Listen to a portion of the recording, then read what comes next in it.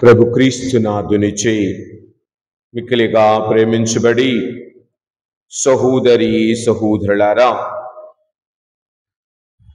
మనము వారం వారం దేవుని వాక్యములను ఆలకించుటలో ఎంతో శ్రద్ధను వహిస్తూ ఉన్నాం. మరి ఈ రోజున దేవుని గ్రంథ మాటలు, వాక్యములు మనందరినీ మరింతగా లోతునకు తీసుకుని వెళ్ళటానికి ప్రయత్నం చేస్తూ ఉన్నాయి. ముఖ్యముగా ఈ రోజున విశ్వాసము అనే అంశము మీద దేవుడు మనందరితో మాట్లాడుతూ ఉన్నారు. విశ్వాసం అనేది ఒక చిన్న అంశము కాదు, చాలా పెద్దది. దీని మీద నేను మన దివ్యవాణి టీవీలో దాదాపుగా 40 ఎపిసోడ్స్ విశ్వాసం మీద మాట్లాడాను.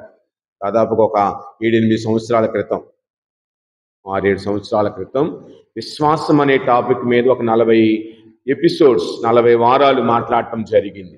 విశ్వాసం అనేది ఏదో ఓ చిన్న విషయము కాదు, అది ఎంతో లోతైనది, ఎంతో మర్మము కలిగినది. అది సిద్ధించాలి అంటే మనము యుద్ధాలు చేయనవసరం లేదు, ప్రాణత్యాగము చేయనవసరం లేదు. మనము చేయవలసినది అల్లా నమ్మక పాత్రముగా దేవునితో నడవడమే. విశ్వాస పాత్రముగా దేవుని యందు నమ్మకముంచి ముందుకు వెళ్ళడమే. దేవుడిచ్చిన ఈ జీవితమునకు వందనాలు చెల్లిస్తూ జీవించటమే ఆయన మనందరినీ కోరేది.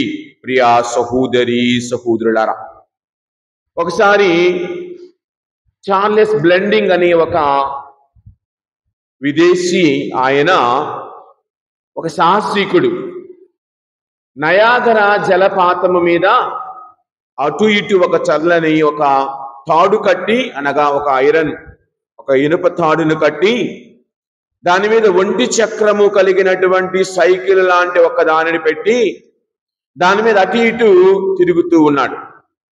అక్కడ నయాగరా జలపాతం అంటే చాలా ప్రపంచ ప్రసిద్ధిగాంచినటువంటి జలపాతం. అది అమెరికాకు కెనడాకు మధ్యలో ఉంటుంది. నాకు చరిత్ర తెలిసినంత వరకు అయితే, కరెక్ట్ చేయవచ్చు తప్పు అయితే ఎవరైనా. ఆయన అటు ఇటు మనకి సర్కస్ చేసే వాళ్ళు ఎలాగైతే ఆ యొక్క తాడు కట్టి దాని మీద అట్లాగా తిరుగుతూ ఉంటారు, ఆయన ఎలాంటి ఆధారము లేకుండా అటు నుంచి ఇటు, ఇటు నుంచి అటు వెళుతూ ఉన్నాడు. వెళ్ళే సమయంలో 4-5 సార్లు తిరిగిన తర్వాత అక్కడ ఉన్న వారందరితో అంటూ ఉన్నారు, ఎవరైనా వచ్చి నా మీద కూర్చోండి, నేను అటు తీసుకువెళ్తాను, ఇటు తీసుకుని వస్తానని. అందరం చప్పట్లు కొట్టేవాళ్ళమే, ఎవరు ముందుకు రారు, అందరూ చప్పట్లు కొడతారు. అలా గుడిలోకి వచ్చి కూడా గుడి అయిన తర్వాత, ఫాదర్ మీరు చాలా అది చేశారు, ఇది చేశారు, అబ్బా మీకు మించిన వాళ్ళు లేరు అని మునగ చెట్టు ఎక్కించడానికి గురువులను ప్రయత్నిస్తూ ఉంటాం చాలా మందిని. కానీ నిజంగా చూస్తే అక్కడ ఏమీ ఉండదు. చెప్పిన మాటలు, చెప్పిన దానిని నీ జీవితంలో అనుభవిస్తూ ఉన్నావా? అందుకే ఈయన అంటూ ఉన్నాడయ్యా, ఎవరైనా ఉంటే రండి, నా మీద కూర్చోండి, నేను ఈ సైకిల్ మీద, ఈ ఒంటి చక్రపు సైకిల్ మీద తొక్కుకుంటూ అవతలికి వెళ్తాను, మళ్ళా తీసుకొని వస్తానని. గురువు గారు కూడా గుళ్ళో మీరు ఇలా చేస్తే మంచిది, రండి రండి అని చెబితే ఒక నలుసు కూడా రాదు. పర్లేదు ఆయన అంటూ ఉంటాడు, మన పని అంతే. ఎవరూ రాలేదు. అందరూ చెప్పడాయా, నువ్వు బాగా చేస్తున్నావు, అసలు నీకు ధైర్యవంతుడు మించిన వాడు లేడు అని చాలా చెప్తాం. ఒక్కడు కూడా రా ముందుకి. ఈ విశ్వాసివైతే చివరి ఒక చిన్నపిల్లవాడు వచ్చాడు. చిన్నపిల్లవాడు వచ్చి ఎక్కేశాడు ఆయన భుజాల మీద. ఆయన చక్కగా అటు నుంచి ఇటు తిప్పారు, అందరూ సంతోషించారు. ఓ ఈయన చూడు, ఎలాంటి ఆధారం లేకుండా మరొక వ్యక్తిని కూడా తన మీద కూర్చోబెట్టుకొని నడుస్తున్నాడు, లేక తొక్కుతూ వెళుతూ ఉన్నాడు సైకిల్ని అని ఆయనను అందరూ పొగిడారు. అంత అయిపోయింది. ఆ పిల్లవాడు కూడా బయటకు వచ్చేసాడు. బయటకు వచ్చిన తర్వాత అందరూ అడిగారా, నీకు ఎలాంటి ధైర్యం వచ్చిందిరా బాబు, ఎంత ధైర్యంగా ఎలాగెలా ఆయన మీద కూర్చున్నావు అంటే, ఆయన మా నాన్నే. మా నాన్న ఎందుకు చంపేస్తాడు? నీవు నమ్మిన దేవుడు నీ తండ్రి అని చెప్పుకుంటున్నావు, నీ విశ్వసిస్తున్న దేవుడు నా తండ్రి, నన్ను రక్షించాడు, నాకు జన్మనిచ్చాడు, నాకు అన్ని ఇచ్చాడని గర్వంగా చెబుతున్నావు. అసలైన విషయానికి వచ్చేళ్ళకి వెనక్కి తగ్గేస్తూ ఉంటాం. అది నిజమైన విశ్వాసమా? నేను విశ్వాసిని నాతో సహా. మేమైతే మా జీవితాన్ని దేవుడికి ఇచ్చుకున్నామని చెప్తాం. ఎక్కడిచ్చా? కష్టం రాగానే అయ్యా ఈ వారం పూజలేదులే, నాకు బాగాలేదు, నాకు అది ఉంది ఇది ఉంది, కుంటి సాకులు చెబుతాం. మాకు మీటింగులు ఉన్నాయి. గుళ్ళోకి వస్తేనే మోకాలేయటానికి, గుళ్ళోకి వస్తే నిలబెట్టడానికి సమయం లేదు. బయట ఫ్రెండ్స్ తోటి గంటల తరబడి నిలబడి మాట్లాడతాం. కొంతమంది ఉంటారు గుళ్ళోకి రాగానే లెగవటానికి కూడా కాళ్ళు ఉండవు. బయట నిలబడి అరగంట, గంట, 2 గంటలు నిలబడి ఫ్రెండ్స్ తోటి బాతాకాని కొట్టడానికి కాళ్ళు నొప్పులు రావు. గుళ్ళోకి రాగానే అన్ని నొప్పులు వచ్చేస్తాయి. ఇది మన విశ్వాసం, ఇది మన నమ్మకం. నేను నిలబడితే, నేను మోకాళ్ళు వేస్తే నీకు సమస్య లేదు. కానీ బయట గంట, 2 గంటలు ఆఫీస్కి వెళ్ళినప్పుడు వాళ్ళ ఇంట్లో అన్నీ ఉంటాయి. గుడికి వచ్చానికి అన్ని రోగాలు బయటకు వచ్చేస్తాయి. గుళ్ళోకి రాగానే ఎక్కడలేని రోగాలు, ఎక్కడలేని నీరసం, ఎక్కడలేని అన్నీ బయటకు వచ్చేస్తాయి. ఇదే నీ విశ్వాసం, నా విశ్వాసం. నీ నమ్మకం, నా నమ్మకం ఏమిటి? ప్రియ సహోదరి సహోదరులారా, అందుకే మన విశ్వాసాన్ని ఈ రోజున శిష్యులు అడుగుతూ ఉన్నారు, అయ్యా మా విశ్వాసాన్ని పెంపొందించు, విశ్వాసాన్ని పెంపొందించు, విశ్వాసాన్ని. అందుకే కదా ఈ రోజున సువార్తలో 17వ అధ్యాయం 6వ వచనంలో ప్రభేవంచి ఉన్నారు, నీలో ఏ గింజంత, ఆవగింజంత విశ్వాసం. అది కంటికి చాలా చిన్నది, గసగసాల కంటే కొద్దిగా పెద్దది, అంతే కదా. గసగసాలు తెల్లగా కొద్దిగా చిన్నగా ఉంటాయి, ఇది గసగసాల కంటే కొద్దిగా పెద్దది. నీలో గనక ఆవగింజంత విశ్వాసము ఉంటే నీ ఇక్కడ నాటబడిన ఆ చెట్టును పికిలి వేళ్లతో సహా పెళ్ళగిల్లి సముద్రములో నాటబడుము అంటే చాలు, అది అలాగ జరుగుతుంది అంట. అంటే మనలో అంత విశ్వాసము కూడా లేదు. కంబలి చెట్టు వెళ్ళదు, ఓకే. నీలో కంబలి చెట్టు లాంటివి ఏమైనా ఉన్నాయా? పీకి వేసుకోవాల్సినవి, తీసివేసుకోవాల్సినవి, విశ్వాసంలో ఎదుగుదలకు కావలసినవి చాలా ఉన్నాయి. పీకేయటానికి మనం భయపడతాం. ఇది పీకేస్తే ఇంకోటి వచ్చిద్దేమో, అది పీకేస్తే ఇంకోటి వచ్చిద్దేమో. నోరు అదుపులో పెట్టుకునే పీకేయటం మన కష్టం. చెడు మాట్లాడకుండా ఉండడం అలాంటిది పీకేయాలంటే కష్టం. ఇతరుల గురించి మాట్లాడడం అంటే అసలు మనకి సంవత్సరాలు కూడా సరిపోవు కదా. ఈ రోజున నీవు నేను వింటున్న వాక్యములను బట్టి కంబలి చెట్టును మనము పీకేయాలి. ఏమిటి? సోదర ప్రేమ లేకపోవటం అనే కంబలి చెట్టును పీకేయటానికి సిద్ధముగా ఉన్నావా? నీ విశ్వాసము పెంపొందించాలి అంటే మన కుటుంబములో మనమున్నట్టు సభ్యులను ప్రేమించే మనస్సు లేకపోవటం అనే కంబలి చెట్టును పెరికి వేయటానికి నీవు సిద్ధముగా ఉన్నావా? మన ఆరోగ్య విషయములలో మనము చక్కగా ఉంటూ ఉన్నామా? గమనించండి, అనేకమైన విషయాలు ప్రభువు నేర్పుతూ ఉన్నారు ఈ రోజున. అందుకే ఒకసారి చూస్తే యోహాను సువార్త 11వ అధ్యాయం 40వ వచనం,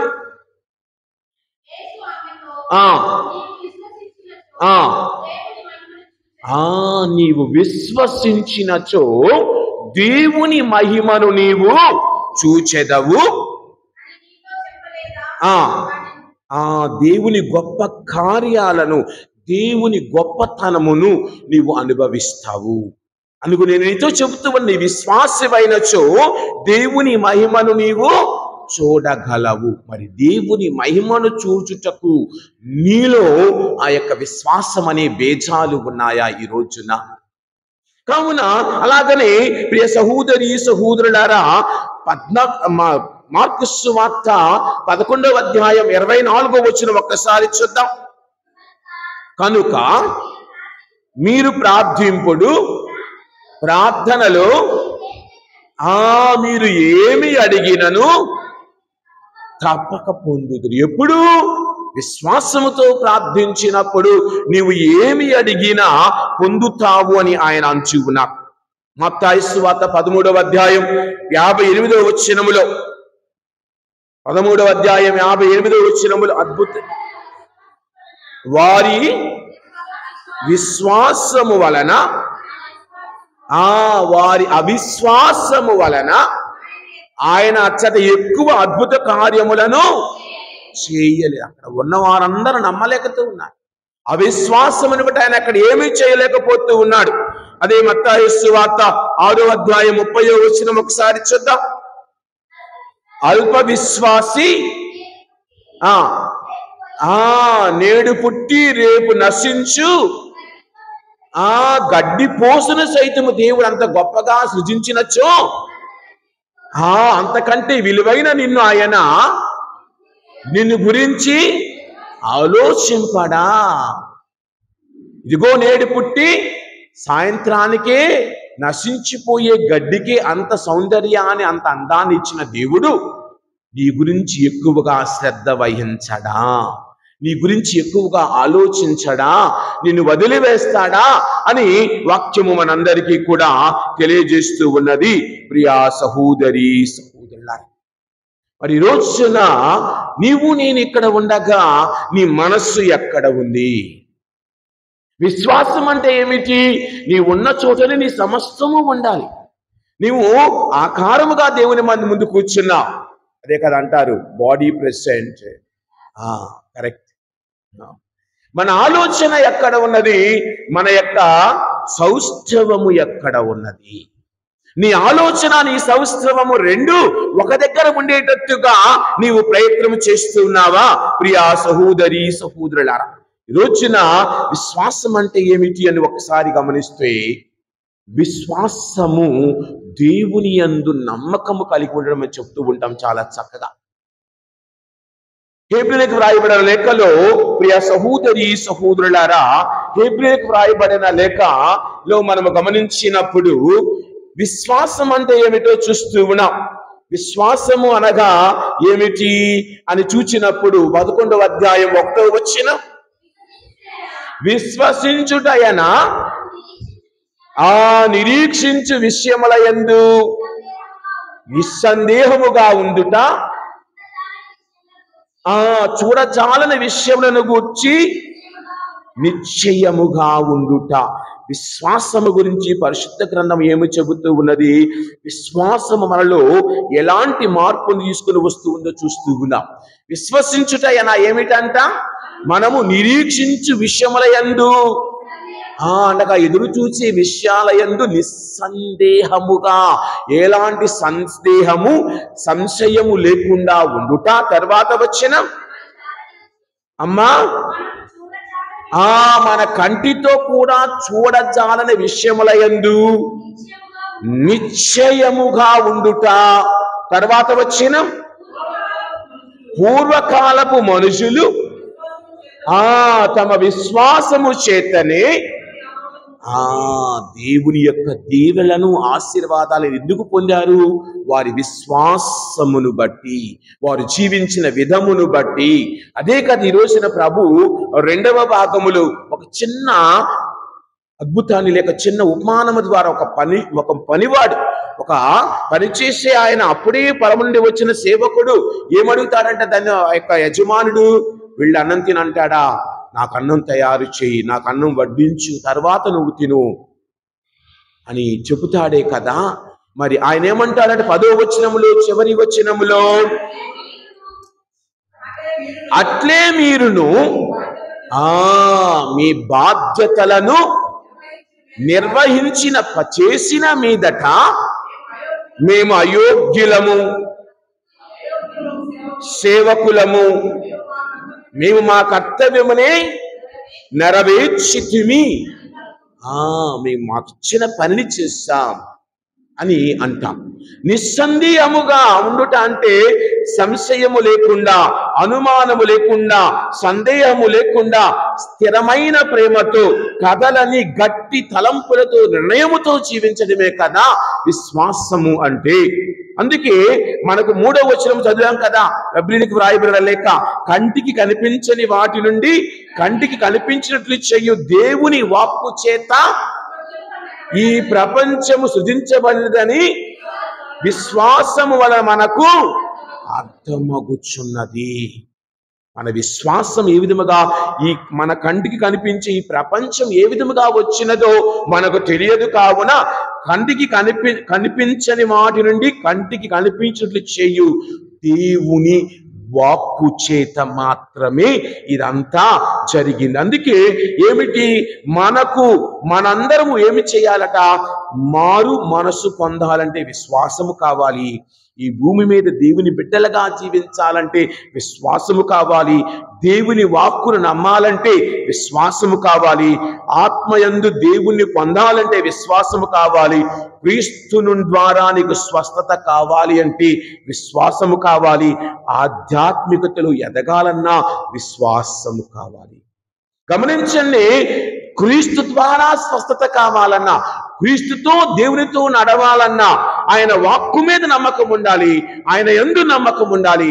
అది విశ్వాసము అని వాక్యాలు తెలియజేస్తూ ఉన్నాయి. ప్రియ సహోదరి సహోదరుడా, మరి కావున నీవు నేను కూడా మరి మనందరము ఆయన అడుగుతూ ఉన్నది ఇదే, నీలో విశ్వాసము ఉన్నదా? ఎంత విశ్వాసం?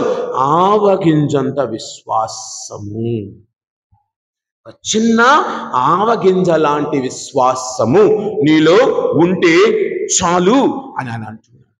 గమనించండి ఒక్కసారి, మొదటి సమూయేలు గ్రంథం 1వ అధ్యాయం 17వ అధ్యాయములో గమనించండి, దావీదు, ఒక చిన్న పిల్లవాడైన దావీదు గొలియాతు వద్దకు వెళ్లే సందర్భములో జరిగిన సంభాషణ అక్కడ మనం చూస్తూ ఉంటాం.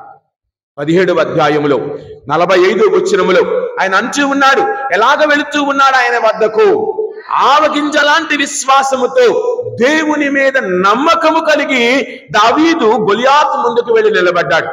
తన చేతిలో 5 రాళ్లు మాత్రమే ఉన్నాయి, ఒక చేతిలో చిన్న వడిసెల ఉన్నది, ఏమీ లేదు అతని వద్ద. కానీ తన ముందు ఉన్న వ్యక్తి దగ్గర ఏమున్నాయి? కట్ట, బడిసెలు, లేక చక్కగా ఆయన కింద నుండి పై వరకు ఆయన కవచాలు ధరించి ఉన్నాడు, పెద్ద పెద్ద కత్తులను పట్టి ఉన్నాడు. కానీ తాను వెళ్ళినది ఇదిగో ఆయన అంటూ ఉన్నాడు 45వ వచనములో,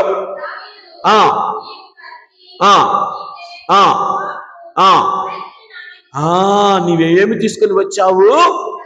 కత్తి, ఈటె, బాకు కైకొని నా మీదకు వచ్చావు. కానీ నేను మాత్రము సైన్యములకు అధిపతి అయిన యావే పేర. అదండి విశ్వాసం అంటే. నా దేవుడు నన్ను రక్షిస్తాడు, నన్ను ఏ స్థితిలో ఉన్నా నన్ను ఆయన కాపాడతాడు అన్న నమ్మకము దావీదుని నడిపించింది. ఆ ఆవగింజంత విశ్వాసము కలిగిన దావీదు ఎంత గొప్ప కార్యాలు చేశాడో మనందరము చూస్తూ ఉన్నాం.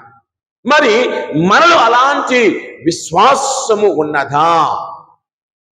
కాదు కదా, మనం వింటే చాలు భయపడిపోతాం, చూడటం తర్వాత సంగతి.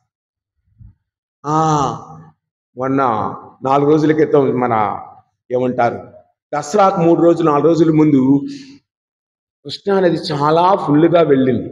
రోజు వెళ్ళేవాడిని నేను అక్కడ చూడటానికి.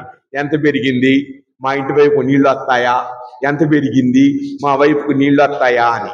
ఇది మన భయం, అది అక్కడే ఉంది, పెరగల. రాత్రి నిద్రపోయే ముందు నీళ్లు తిన పరిస్థితి ఏంటి, నీళ్లు, ఇది మన భయం. ఇదిగో నేను నమ్మిన దేవుడు నాకు ఆటంకాలు కలిగించడు, నాకు రాత్రి చక్కని నిద్ర ఇస్తాడు, నాకు ఎలాంటి ఆపద రాదన్న నమ్మకం లేదు. అదే చెప్పాను కదా, మేము కూడా అదే, మేము యేసు ప్రభువుని పూర్తిగా అంకితం చేసుకున్నాం. ఏం చేసుకున్నావు? ఏ విధంగా దేవుడికి నీవు అర్పించావు? ఇదిగో నాకు రాత్రి ఏ ఆటంకము రాదు, నేను కంటి నిండా నిద్రపోతాను, చక్కగా దేవుడు నన్ను ఉదయాన్నే లేపుతాడు, నాకు ఏ ఆపద ఏ ఆటంకము నా ఇంటి వరకు నా యొక్క దాని వరకు రానియడు అన్న నమ్మకము నాలో ఉందా? అది లేనప్పుడు నేను ఇక్కడ ఎన్ని ప్రసంగాలు చేసినా వ్యర్థమే. నా నమ్మకం ఎస్, నన్ను పిలిచిన దేవుడు, నన్ను ఇక్కడ ఉంచిన దేవుడు నాకు ఏ ఆటంకము రానియడు, నన్ను ఆయన తప్పకుండా కాపాడతాడు అన్న నమ్మకము నాలో ఉండాలి. అది విశ్వాసం అంటే. రానివ్వండి వస్తే జలాలు, ఎంత నా సంఘం వచ్చి నన్ను కాపాడతారన్న నమ్మకం నాకుందా, అది నన్ను నడిపించాలి. అంతేకాని అండి శౌరి ఎక్కడున్నా, ఎక్కడికి ఒకసారి వెళ్ళి నది చూసి రాపో, నీళ్ళు ఎంతవరకు వచ్చినాయి అని అడగటం కదే మన జీవితం అంతా. అలా ఆయనకు ఫోన్ చేసి మీకేం మెసేజ్ వచ్చిందా, గవర్నమెంట్ ఏమైనా చెప్పిందా అని ఎంక్వైరీ చేసి ఆ వస్తువులు పైన పెట్టి ఈ వస్తువులు పైన పెట్టి అన్నీ వ్యర్థమే, అన్నీ వ్యర్థమే. ఆ లంకలో ఉన్న వాళ్ళు ప్రశాంతంగా బతుకుతున్నారు, మానవీయ భయంతో బతుకుతున్నారు. గమనిద్దాం, ఇక్కడ రెండవ వ్యక్తిని గమనిద్దాం. మార్కు సువార్త 5వ అధ్యాయములో, మార్కు సువార్త 5వ అధ్యాయములో 27వ వచనం. ఆమె యేసు వద్దకు వచ్చి ఆ యేసును గురించి విని ఆ జన సమూహము నుండి ఆయన వెనుకగా వచ్చి ఆయన వస్త్రములను తాకినంత మాత్రమున నేను స్వస్థురాలను అగుదును అని తలంచి, అదండి ఆమె నమ్మకం, ఆవగింత విశ్వాసము. నేను ఆయన అంగి అంచును తాకితే చాలు, నాకు స్వస్థత, నాకు ఆరోగ్యము వస్తుంది. 12 సంవత్సరాలు ఎంతో వేదన చెందిన స్త్రీ, తనకున్న డబ్బులంతా వైద్యుల దగ్గరికి వెళ్ళి వెచ్చించిన స్త్రీ, మరి ఈ రోజున అంటూ ఉన్నది, నేను ఆయన అంగి అంచును తాకితే చాలు అని. ఒక చిన్న విశ్వాసం. ఇది అంటారు కదా, వెంట్రుకు వేసి కొండలు లాగుతారట, పోతే వెంట్రుకే కదా పోయింది అని మన పెద్దలు చెప్తారు. అలా నీవిడు కూడా చూస్తే నమ్మకము కలిగి వచ్చింది, ఇదిగో నేను వెళ్ళి ఆయన అంగి అంచును తాకితే చాలు, నాకు స్వస్థత వచ్చును అని నమ్మిన స్త్రీ. మరి ఈ రోజున నీవు ఈవిడ లాంటి నమ్మకముతో ఆయన ముందుకు వస్తూ ఉన్నావా? ఈ స్త్రీ లాంటి విశ్వాసముతో ప్రభు దగ్గర కూర్చుని ఉంటూ ఉన్నావా? నేను నీ విశ్వాసం ఎంత గొప్పదో నీ నడవడికను బట్టి, నీ ఆలోచనను బట్టి గ్రహించగలం. ఇక మూడవదిగా మొదటి రాజుల గ్రంథం 17వ అధ్యాయములో గమనించినట్లయితే, 17వ అధ్యాయములో సెరేఫాతు అనే గ్రామములో ఒక విధవరాలు ఉన్నది. అక్కడంతా వర్షాలు లేక అందరూ కూడా ఆహారం లేక చనిపోయిపోతూ ఉన్నారు. ఈ విధవరాలు ఏం చేస్తూ ఉన్నది? 13వ వచనములో ఏలియా ఆమెతో, అమ్మా విచారింపవలదు, నీవు చెప్పినట్లే నీవు వెళ్ళి ఆ రొట్టె కాల్చుకొనవచ్చును, కానీ ముందుగా నాకొక రొట్టెను తయారు చేసుకొని నాకు పెట్టుము, నీకును నీ కుమారుడికిని అట్లే రొట్టెను కాల్చుకొనుము అంటూ. మనమైతే మన ఇంట్లో వారానికి సరిపడ సరుకులున్నా ఎవరైనా వచ్చి అమ్మా కొంచెం ఎత్తారా అంటే, ఇప్పుడే అయిపోయింది పిన్ని, వదిన ఇప్పుడే అయిపోయింది వదిన, అందుకే బావా కొనక్కరాటానికి వెళ్ళాడు. మనం అంతే కదా, పైకి మాత్రం ఏది అవసరం ఉన్నా వచ్చి అడుగమ్మా ఎత్తానంటాం. వచ్చి అడిగితే యాడమ్మా యాడా జీతం పడితే కొనకరాటానికి మీ బావగారు. ఇది మన తంతు. పైకేమో రా ఏదైనా ఎత్తానంటాం, వచ్చి అడిగితే మా దగ్గర ఎక్కడే మా గుడికి ఇది అవసరం ఉందంటే ఫాదర్ గారు చెబుతాడు, ఆయనకేం పని ఉంది. ఈ రోజున ఈ స్త్రీ తనకున్న చిన్న పిడతలోని ఆ యొక్క పిండి కుండలోని ఆ యొక్క చిన్న ఉన్నటువంటి ఆ నూనెతో 3.5 సంవత్సరాలు ఆమెను, ఆమె బిడ్డను, ఏలియాను దేవుడు దీవించాడు. 1 రోజు కాదు, 2 రోజులు కాదు, 3.5 సంవత్సరాలు ఆ పిడతలోని ఆ నూనె కానీ ఆ కుండలోని పిండి కానీ తరగలేదు అని వాక్యము పలుకుతూ ఉంది. నీ కుటుంబంలో ఏదీ తరగదు ఆమె లాంటి నమ్మకముతో నీవు దేవుని వద్దకు వచ్చినప్పుడు. నీకున్న సంపద ఏదీ తగ్గదు. ప్రభు అంటూ ఉన్నారు మార్కు సువార్తలు ఎక్కడ అనుకుంటా ఏమిటి 9వ అధ్యాయములో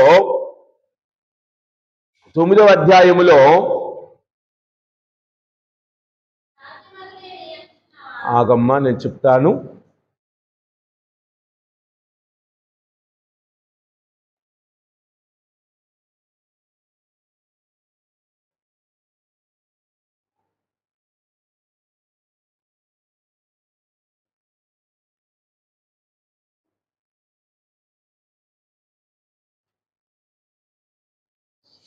మత్తయి సువార్త 10వ అధ్యాయం 42వ వచనం. మత్తయి సువార్త 10వ అధ్యాయం 42వ వచనం. నా శిష్యుడని ఈ చిన్నవారులలో ఒకనికి మీరు ఎవడైనా గుక్కెడు మంచినీరు వసగినచో అతని బహుమానము పోగొట్టుకొనడని. నీవు గుక్కెడు మంచినీరు ఇస్తే చాలు నీ యొక్క ఉపకారము ఉప్మా మాదిరిగా పెరుగుతుంది. ఉప్మా పెట్టావు కాబట్టి ఉపకారం చేస్తానంటారు. ఈ రోజున దేవుని బిడ్డకు నీవు ఒక గుక్కెడు మంచినీరు ఇస్తే చాలు ఏం జరిగిద్దట అంటే అతడు దేవుని బిడ్డని గ్రహించినా గ్రహించకపోయినా దేవుడు నాకు అవకాశాన్ని ఇచ్చాడు సహాయం చెయ్యమని ఈ బిడ్డకు అని నీవు సహాయము చేసినప్పుడు నీవు చేసిన సహాయము వృధాగా పోదు. అందులో లేదు పిన్ని 25 రూపాయలు పెట్టి నిన్నే కొనుక్కొచ్చాను టిన్ను. ఏడా మంచినీళ్ళు ఇవ్వటానికి ఇప్పుడు ఎందుకంటే అన్ని కొనుక్కుంటున్నాం కదా, మంచినీళ్ళతో సహా అన్ని కొనుక్కుంటున్నాం. ఇంక మనం ముసలోళ్ళమై మన తరం 2 తరాల తర్వాత గాలిని కూడా కొనుక్కునే రోజులు వస్తాయేమో. సిలిండర్స్ మరి కరోనా టైంలో ఆక్సిజన్ కొనుక్కున్నాం కదా. కరోనా టైంలో అందరూ సగానికి సగం మంది ఆక్సిజన్ కొనుక్కొని జాగ్రత్తగా పెట్టుకున్నాం ఇళ్లలో. చిన్న చిన్న సిలిండర్లని మిషన్లను కొనుక్కొని పెట్టుకున్నాం. అప్పుడప్పుడు వెళ్ళి ఇలా పెట్టుకొని స్వచ్ఛమైన గాలి పీల్చుకోవటానికి. రాబోతున్న రోజుల్లో మనం చెప్పినట్టు బంగారం 1,00,000 ఇప్పుడు 1,50,000 వెళ్ళిపోయింది. కేజీ వెండి 2 లక్షల దాకా వెళ్ళిపోయింది. అన్నీ పెరుగుతాయి, దానితో పాటు గాలి కూడా రేటు పెరిగింది. ఇప్పటి వరకు ఫ్రీగా స్వేచ్ఛగా పీల్చుకున్న గాలి రేపటి రోజులలో కొనుక్కొని సిలిండర్స్ లో పీల్చుకునే స్థితి రావచ్చేమో కానీ ఆల్రెడీ ఆదిత్య సిరీస్ మనం చూసాం. ఎప్పుడో వచ్చింది సినిమా. రాబోతున్న రోజుల్లో వేడికి గాలికి జీవించలేని స్థితిలో ఉండవచ్చేమో.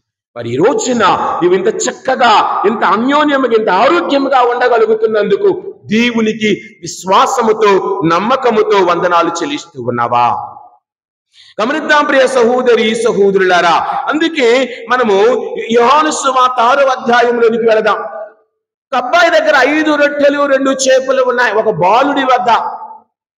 అవి అతడు విశ్వాసముతో దేవునికి అర్పించాడు, యేసు ప్రభువుకి ఇచ్చాడు. 6వ అధ్యాయం 11వ వచనం. రొట్టెను తీసుకొని దానికి ముందుగా వచనాలు చదివితే 5వ వచనము లేక ఎక్కడో ఒక బాలుడి వద్ద 5 యవధాన్యపు రొట్టెలను 2 చేపలు ఉన్నవని ఆంద్రియా గారు యేసు ప్రభువుకు చెప్పాడు. కాబట్టి మనము కూడా నీకు ఉన్న దానిని దేవునికి ఇస్తున్నట్లయితే అదేమి జరిగింది? 5 రొట్టెలు 5,000 మందికి చక్కగా పంచబడ్డాయి. అక్కడ ఉన్నటువంటి 5 రొట్టెలు 2 చేపలు 5,000 మంది పురుషులు మాత్రమే. 5,000 మంది పురుషులుంటే ఆటోమేటిక్గా 10,000 మంది స్త్రీలు ఉండాలా? 10,000 మంది స్త్రీలుంటే ఆటోమేటిక్గా ఇంటికి 4 చొప్పున పిల్లలు వేసుకున్న 20,000 మంది పిల్లలు ఉండాలా? 20,000 ప్లస్ 10,000 ప్లస్ 5,000 ఎంత? 35,000 మందికి 5 రొట్టెలను ఆయన అందించగలిగితే నువ్వు ఇచ్చే చిన్న కానుక, నువ్వు ఇచ్చే చిరు కానుక దేవుని దగ్గర అది దేవాలయానికి ఒక విస్తారమైన పంట కాగలదు కదా. నీ నమ్మకమును బట్టి ఇచ్చినప్పుడు, నీ విశ్వాసమును బట్టి ఇచ్చినప్పుడు, దేవుని మీద నీకున్నటువంటి ఆ యొక్క ప్రేమను బట్టి ఇచ్చినప్పుడు, ఒత్తిడితో కాకుండా, చింతతో కాకుండా, అయ్యో నా డబ్బులు 10,000 పోయినాయే. మొదటి కొరింథీయులకు రాసిన లేఖ 9:7 అనుకుంటా. నీవు ఏది ఇచ్చినా ఒత్తిడితో ఇవ్వకూడదు, చింతతో ఇవ్వకూడదు. ఎలాగివ్వాలట? లేదమ్మా, మొదటి కొరింథీయులు లేదా? తప్పు చెప్పానా? ఫాదర్ గారు ఎప్పుడు తప్పు చెబుతారు. 2 కొరింథీ. కావున చింతతో కాని, ఒత్తిడి వలన కాని కాక, ప్రతి వ్యక్తి తనకు తోచిన విధముగా దానమనర్చాలి. ఇచ్చుటలో ఇదిగో శరాఫీ విధవరాలు సంతోషముతో దేవునికి ఆ యొక్క భక్తుడైనటువంటి ఏలియాకు నమ్మకముతో ఇచ్చింది. ఇది ఆయన అడిగాడు, ఆయనకి నేను ఇవ్వాలి అని ఆవిడ భయముతో ఇవ్వలేదు, భక్తితో ఇచ్చినది. కావున మరి నీవు నేను మరి ఈరోజు నా చిన్న పిల్లవాడు కూడా, వాళ్ళకి పిల్లలు బడికి వెళ్ళేటప్పుడు మనం ఏం చేస్తున్నాం ఇప్పుడు అంటే అన్ని బాక్సులో పెట్టి పంపిస్తున్నాం. ఇది 6:30కి తినాలి, ఇది 8:30కి తినాలి, ఇది 10:30కి తినాలి, ఇది 11:30కి తినాలి, ఇది 1 గంటకు తినాలి. ఏదో సినిమాలో సూర్యకాంతాన్ని అల్లు రామలింగ అడుగుతాడు, పిల్లవాడికి పాలు పెట్టావా? 6ంటికి పాలు పెట్టాను, 7ంటికి బాదం ఆయిల్తో ఒళ్ళంతా మద్దను చేశాను, 8 గంటలకు అది పెట్టాను, 9 గంటలకి సెరలాక్ ఇచ్చాను, 10 గంటలకు పాలు పెట్టాను అన్నట్టు ఈరోజు పిల్లల్లో చిన్న బాక్సులు పెట్టి నువ్వు మాత్రమే తినను, వాడిని పీనాసుడిగా చేస్తాను. పంచి మనసు ఇవ్వటములా. నేను 2 ఎక్కువ పెట్టాను, ఎవరికైనా లేకపోతే ఇవ్వరానే, నువ్వు మాత్రమే తినయ్యా. వాడు మన పిల్లలు చేసేది అదే. నేర్పించాల్సింది నేర్పించటమలా, నేర్పించకూడనివి నేర్పిస్తూ ఉన్నాం పిల్లలకి చిన్నతనములోనే. అరే బాబాయిలతో మాట్లాడద్దు, నీకు నీ బాబాయికి నీ పిన్నికి తగాదట నువ్వు పడు, పిల్లలని ఎందుకు అందులో చేరుస్తావు? పెద్దోళ్ళకి తగాదులుంటే పిల్లలని మధ్యలో చేర్చి ఎలమాకు. నీ విశ్వాసివైతే నీవు చేర్చుకో, పిల్లలకి ఎందుకు ఆ పాపంలోనికి, ఆ రొచ్చులోనికి నెట్టేస్తాం? అవునా, ఆలోచిద్దాం ఈ రోజున ప్రియ సహోదరులారా. విశ్వాసము నిన్ను మంచివారిగా మార్చాలి. దైవ విశ్వాసము నిన్ను దేవునికి దగ్గరగా చేర్చాలి. ఈ రోజు ఆ పిల్లవాడు ఇచ్చిన 5 రొట్టెలు 2 చేపల వృత్తాంతాన్ని ఈ రోజు కూడా చదువుతున్నామంటే, ఆ బాలుడి గురించి ఇంకా చెప్పుకుంటున్నామంటే, ఆ బాలుడి యొక్క దాతృత్వము, ఆ తల్లిదండ్రులు ఆ బిడ్డకు నేర్పినటువంటి మంచి మనస్సు నీ బిడ్డలకు నీవు నేర్పుతున్నావా? నీ బిడ్డలకు నీవు ఇస్తూ ఉన్నావా? నీ బిడ్డలను ఆయా ఆజ్ఞలో దేవుని ప్రేమలో నడిపిస్తూ ఉన్నావా? ప్రియా సహోదరులారా, కావున నీవు నేను కూడా ఆ విధముగా జీవించాలని ప్రభువుని అడుగుదాం. గమనించండి, ఈ రోజున మనము గమనించినట్లయితే, మనము చూచినట్లయితే, మనము మార్కు సువార్త 11వ అధ్యాయం 22వ వచనంలోకి వెళదాం.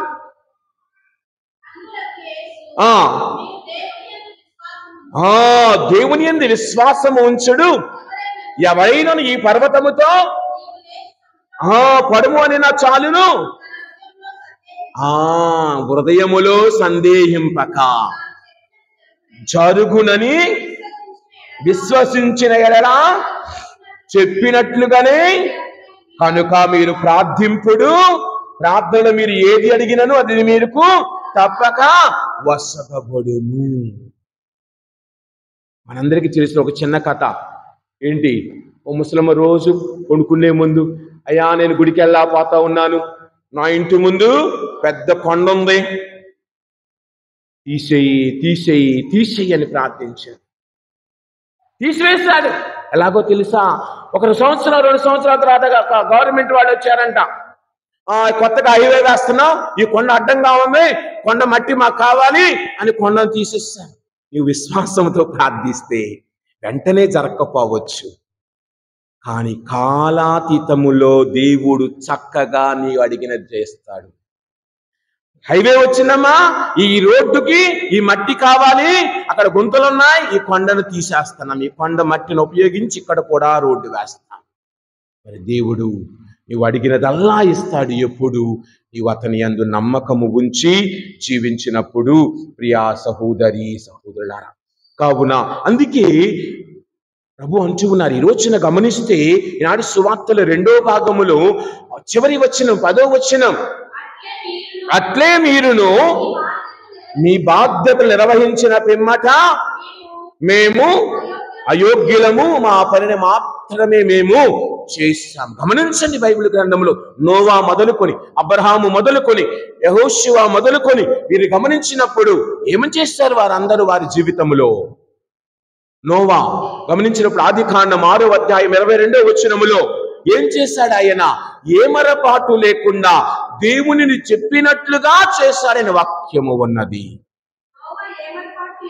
లేకుండా దేవుడు ఆజ్ఞాపించినట్లు చేశాడు, అంతే. ఆయన ఇంకెక్కువ చేయలేదు, తక్కువ చేయలేదు. దేవుడు ఏమి చెప్పాడో అది చేశాడు. చేసిన దానిని బట్టి ఏమి జరిగింది?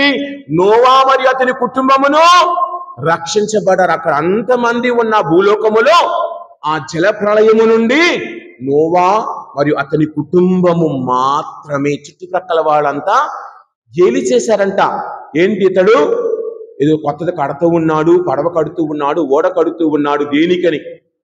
కానీ ఆ ఏళనను ఆ చుట్టుప్రక్కల మనం కూడా అంతే, మన చుట్టూ వాళ్ళు ఒక మాట అంతే చాలు, బిగుసుకుని కూర్చుంటాం.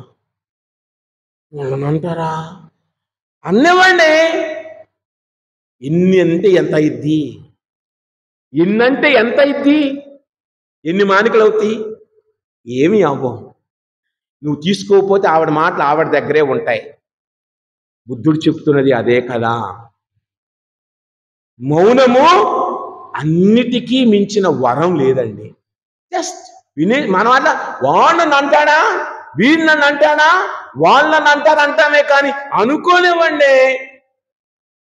నువ్వు పొరుగు వాళ్ళ మాట నీటి మీద రాత అన్నీ అంతే వదిలేసా. అమ్మా మేము వదిలేయం, ఆ కేసు పెడతాం, ఈ కేసు పెడతాం, అట్రాసిటీ ఈ అట్రాసిటీ అన్ని కేసులు పెడతాం అంటామే కానీ పోతే పోయిందిలే, వాడు మానాన వాడు పోతాడు. దేవుడు ఏదో ఒక రోజు ప్రతి ఒక్కడికి ఇవ్వవలసిన బహుమానాన్ని ఈ లోకంలో ఉండగానే ఇస్తాడు, ఈ లోకంలో ఉండగానే అనుభవించి వెళ్ళాలి. నువ్వు చేసిన ప్రతిదీ ఇక్కడే అనుభవించి వెళ్ళాలి. ఏదో గర్వంగా వెళుతున్నావా? లేదు. దెబ్బ కొట్టాడా? నేను ఆల్రెడీ 4-5 కుటుంబాలకు చెప్పి ఉంచాను. అలాగే మీరు చూస్తూనే ఉన్నారు. ఇక్కడ చెప్పిన మాట వినకుండా జవదాటారా? దేవుని మాటను వినకుండా జవదాటారా? దేవుడు కొట్టిన దెబ్బను నీవు కోలుకోలేవు. ముఖ్యంగా గురువుల ఎడల ఎలాంటి భావంతో ఉండాలో ఆలోచించండి. అనవసరంగా నోరు జారొద్దు, అనవసరంగా నోరు జారొద్దు.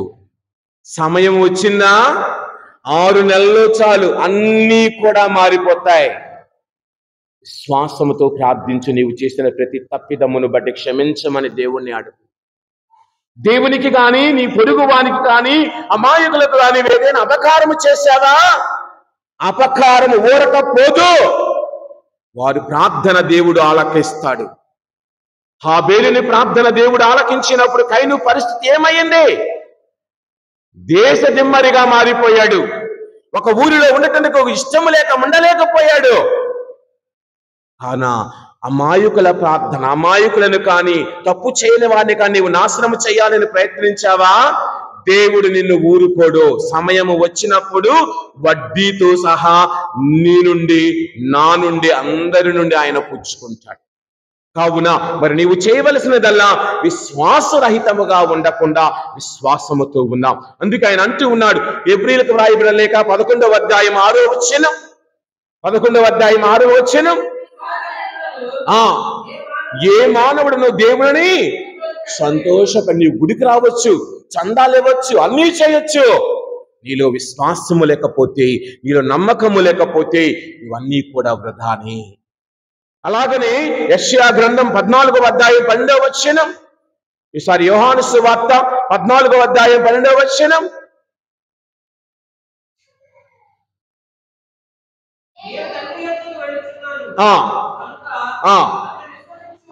నన్ను విశ్వసించు వారు నేను చేయు క్రియలు చేయుదురు, అంతకంటే గొప్ప క్రియలను చేయదు. అందుకే పౌలు గారు 2వ కొరింథీయులకు రాసిన లేఖ 5వ అధ్యాయం 7వ వచనం ఒక వాక్యాన్ని చూస్తూ ఉన్నాం. ఏలైనా మానవుడు దృష్టి వలన కాక విశ్వాసము వలన నడుచుకొనుచున్నాడు. ఈ రోజున మొదటి పట్టణములో 2వ అధ్యాయం 4వ వచనం ఏమని చదివా? దుష్టులు కొనసాగరు కానీ నీతిమంతులు భక్తి విశ్వాసముల వలన జీవిస్తారు. దుష్టులకి కొనసాగరు, జీవించే వారెవరట? భక్తి విశ్వాసం కలవారు మాత్రమే, నీతిమంతులు మాత్రమే కొనసాగుతారు అని ఆయన అంటూ ఉన్నాడు. ప్రియ సహోదరి సహోదరుల, అందుకే మలాకీ గ్రంథం 3వ అధ్యాయం 6వ వచనం, పాత నిబంధనలో చివరి పుస్తకం, మత్తయి సువార్తకు ముందుంటుంది. మలాకీ గ్రంథం 3వ అధ్యాయం 6వ వచనం, ప్రభువుడైన నేను మార్పు లేని వాడను కనుకనే నేను మారేవాడను కాదు మార్చేవాడనే అని పాడతాం. మారని దేవుడవు నీవేనయ్యా అని పాడతాం, మనం మారిపోతూ ఉంటాం కదా. గుడికొచ్చేమో యేసయ్యా యేసయ్యా అని చప్పట్లతోటి తప్పో, బయటికి వెళితే యేసయ్యా లేదు బోసయ్యా లేదు కదా. నీవు ఆదివారం ఎలాగ ఉన్నావో సోమవారం నుండి శనివారం మనకు ఎలాగ ఉంటున్నావా? మనందరం ఆదివారం క్రైస్తవులం, సోమవారం నుండి శనివారం వరకు సైతాను ప్రియబిడ్డలం. ఈ రోజున అందుకే నేను మారని వాడను మార్చేవాడనే.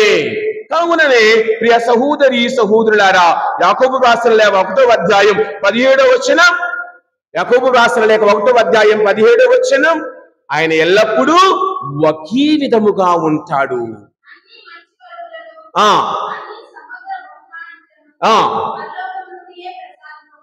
దాన్ని నేను చదివింది యాకోబు 1:17.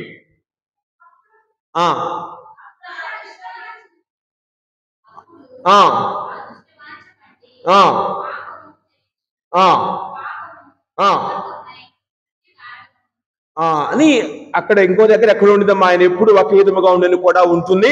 తర్వాత సంఖ్యాకాండం 23వ అధ్యాయం 19వ వచనం, 23:19,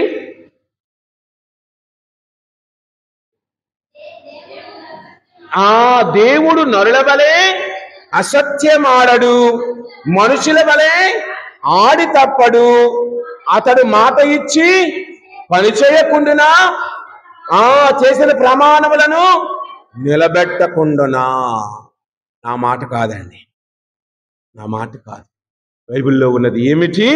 ఆయనట నరుల వలె, మనం నరవలేని నాలుగు 40 విధాలుగా మాట్లాడినట్టు ఇప్పుడు ఒక మాట, అప్పుడు ఒక మాట, తర్వాత ఒక మాట, ఇంకొక దగ్గర ఇంకో మాట. నేను అలాగ అనలేదండి, ఏదో తెలియకొచ్చిందండి. అడుసు తక్కనేలా కాలు కడగనేలా, నోరు జారిన మాట మళ్ళీ వెనక్కి తీసుకోలేము కదా. కావున మనం అందుకే యోబు గ్రంథం 42వ అధ్యాయం 2వ వచనం ఒక్కసారి గమనించినప్పుడు, ప్రభు సర్వశక్తివంతుడవు, నీవు తలపెట్టిన కార్యములను చెయ్యగలవు అని నేను తెలుసు. నీవే తలంచావ జరిగి తీరుతుంది. అందుకే ఏప్రిల్కి రాయబడిన లేఖలు 13వ అధ్యాయములో మనం చదువుకుంటూ వెళితే 13వ అధ్యాయం 5వ వచనములో దానిలో సగం నుంచి చదువమ్మా. ఏలైనా నేను మిమ్ము ఎన్నడునూ విడువను, ఏనాటికి ఎడబాయను. అదే అధ్యాయములో 8వ వచనం, యేసు ప్రభువు నిన్నను నేడును రేపును ఎల్లప్పుడూ ఒకే విధముగా ఉండును. నీలాగా నాలాగా వర్షం కాలానికి ఒక విధంగా, చలికాలానికి ఒక విధంగా, ఎండాకాలానికి ఒక విధంగా కదా. మనకు నచ్చినట్లుగా ఉండటానికి ఈరోజు వర్షం పడింది గుడొద్దు, ఈరోజు మంచుగా ఉంది గుడొద్దు, ఈరోజు వద్దులే ఏమీ చేయొద్దు, మా ఆయన కొనుక్కొచ్చి స్విగ్గీలో ఆర్డర్ వేద్దాం, వెంటనే మూసేద్దాం. మార్చేవాడు కాదమ్మా. అలాగా నాకు ఆరోగ్యం బాలేదు అందుకే రాలేదు, అదొక అబద్ధం. నాకు అది ఉంది అందుకే ఇది రాలేదు, అదొక అబద్ధం. కావున మనము అందుకే 1 యోహాను లేఖ 5వ అధ్యాయం 14వ వచనం,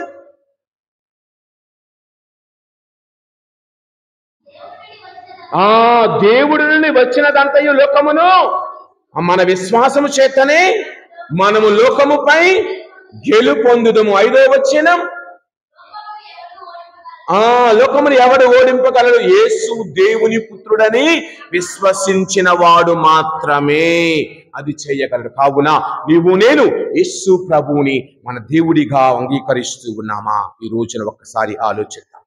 ఈ రోజున 2వ భాగములో మేము అయోగ్యమైన సేవకులమని ఏ విధముగానైతే ఆయన నోవా పలికాడు, తర్వాత అబ్రహాం ఏమి చేశాడు గమనిస్తే, తాను తెలియని దేశములకే ప్రయాణమైనా కానీ దేవుని మీద నమ్మకముతో వెళ్లి జీవించాడు. తన కుమారుని బలి ఇవ్వటానికి కూడా వెనుదీయలేదు. అందుకే కదా ఆయన విశ్వాసపు తండ్రిగా మారుతూ ఉన్నాడు.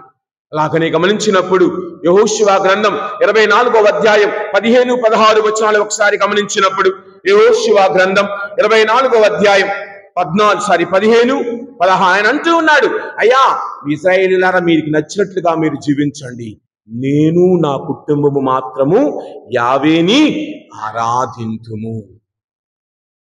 బైబిల్ 6వ పుస్తకం అమ్మ, చాలా వెతకనవసరం లేదు. కానీ మీరు యావేను పూజింపనల్లనిచో మరి ఎవరిని పూజింతురు? మీరే నిర్ణయించుకొనుడు. యూఫ్రటీస్ కావలి తీరమున ఉన్నప్పుడు అక్కడ దేవదూతలను మీరు ఆరాధిస్తారా? మీ ఇష్టం.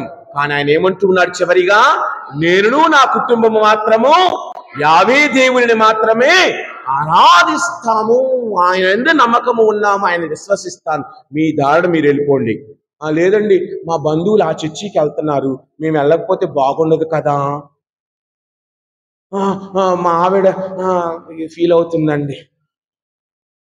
రోజుల్లో ఆవిడ మాటే వేదం, ఆయన మాట వాక్కు మాత్రమే. ఆవిడ ఏం చెబితే అది జరగాలి.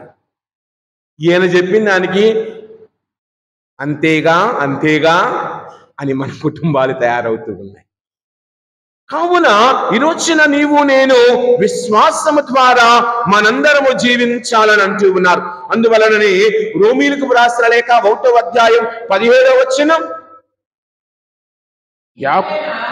ఏలయనా మనుషులకు వ్యక్తపరచుచున్నది విశ్వాసము ద్వారా మాత్రమే.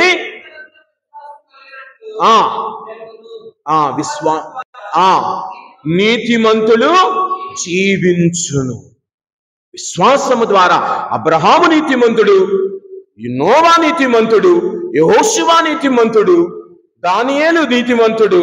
వీరందరూ విశ్వాసమును బట్టే వారు జీవించారు, ఎన్ని కష్టాలు వచ్చినా. దానియేలు గ్రంథంలో 3 మిత్రులు ఉన్నారు కదమ్మా. 3 మిత్రుల పేర్లేంటి?